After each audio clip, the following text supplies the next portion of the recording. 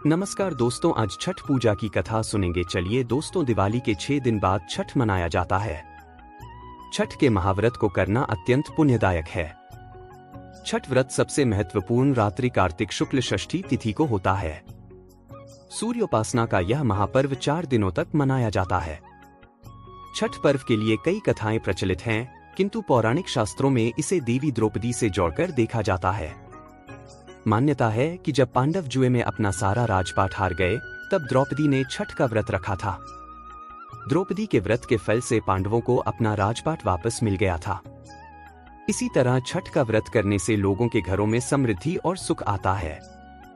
छठ मुख्य रूप से बिहार, झारखंड, उत्तर प्रदेश सहित कई क्षेत्रों में छठ का महत्व है।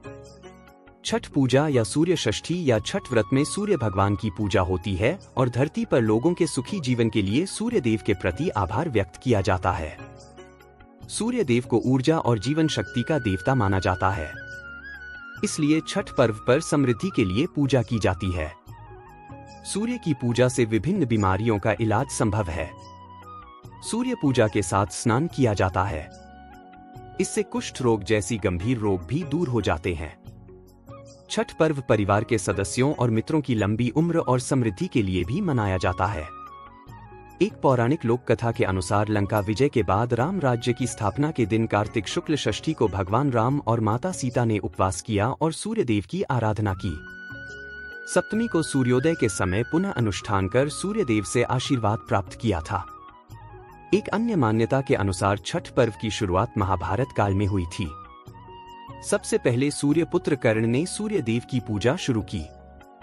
कर्ण भगवान सूर्य का परम भक्त था। वह प्रतिदिन घंटों कमर तक पानी में खड़े होकर सूर्य को अर्घ्य देता था। सूर्य की कृपा से ही वह महान योद्धा बना था। आज भी छठ में अर्घ्य दान की यही पद्धति प्रचलित है। कुछ कथाओं में पांडवों की पत्नी द्रौपदी द्वारा भी सूर्य की पूजा करने का उल्लेख है। वे अपने परिजनों के उत्तम स्वास्थ्य की कामना और लंबी उम्र के लिए नियमित सूर्य पूजा करती थी। एक कथा के अनुसार राजा प्रियव्रत को कोई संतान नहीं थी, तब महर्षि कश्यप ने पुत्रेष्टि यज्ञ कराकर उनकी पत्नी मालिनी को यज्ञाहुति के लिए बनाई गई खीर दी। इसके प्रभाव से उन्हें पुत्र हुआ, परंतु वह मृत पैदा हुआ।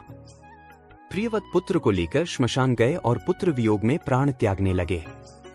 उसी वक्त भगवान की मानस कन्या देवसेना प्रकट हुई और कहा कि सृष्टि की मूल प्रवृत्ति के छठे अंश से उत्पन्न होने के कारण मैं षष्ठी कहलाती हूँ। राजन, तुम मेरा पूजन करो तथा और लोगों को भी प्रेरित करो। राजा ने पुत्र इच्छा से देवी षष्ठी का व्रत किया और उन्हें पुत्र रत्न की प्राप्ति हुई। यह पूजा कार्तिक शुक्ल षष्ठी को हुई थी। मूलतः सूर्य षष्ठी व्रत होने के कारण इसे छठ कहा गया है। यह पर्व वर्ष में 2 बार मनाया जाता है। पहली बार चैत्र में और दूसरी बार कार्तिक में। चैत्र शुक्ल पक्ष षष्ठी पर मनाए जाने वाले छठ पर्व को चैती छठ व कार्तिक शुक्ल पक्ष षष्ठी पर मनाए जाने वाले पर्व को कार्तिकी छठ कहा जाता है। पारिवारिक सुख समृद्धि तथा मनोवांछित फल प्राप्ति के लिए यह पर्व मनाया जाता है। इस पर्व को स्त्री और पुरुष समान रूप से मनाते हैं। छठ पूजा 4 दिवसीय उत्सव है।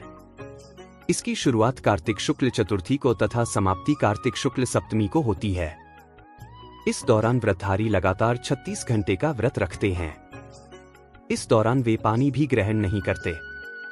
छठ पर्व बांस निर्मित सूप, टोकरी, मिट्टी के बर्तनों, गन्ने के रस, गुड़, चावल और गेहूं से निर्मित प्रसाद और सुमधुर लोकगीतों से युक्त होकर लोक जीवन की भरपूर मिठास का प्रसार करता है।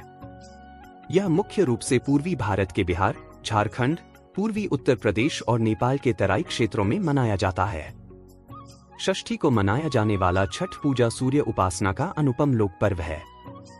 बोलिए छठी मैया की जय। छठ व्रत पूजा विधि। छठ देवी भगवान सूर्य देव की बहन है, जिनकी पूजा के लिए छठ मनाया जाता है। छठी मैया को प्रसन्न करने के लिए भगवान सूर्य की आराधना की जाती है। छठी मैया का ध्यान करते हुए लोग मां गंगा, यमुना या किसी नदी के किनारे इस पूजा को मनाते हैं। इसमें सूर्य की पूजा अनिवार्य है, साथ ही किसी नदी में स्नान करना भी। इस पर्व में पहले दिन घर की साफ सफाई की जाती है। छठ पर्व पर गांवों में अधिक सफाई देखने को मिलती है। छठ के 4 दिनों तक शुद्ध शाकाहारी भोजन किया जाता है। दूसरे दिन खरना का कार्यक्रम होता है। तीसरे दिन भगवान सूर्य को संध्या अर्घ्य दिया जाता है और चौथे दिन भक्त उदीयमान सूर्य को उषा अर्घ्य देते हैं। छठ के दिन अगर कोई व्यक्ति व्रत को करता है तो वह अत्यंत शुभ और मंगलकारी होता है।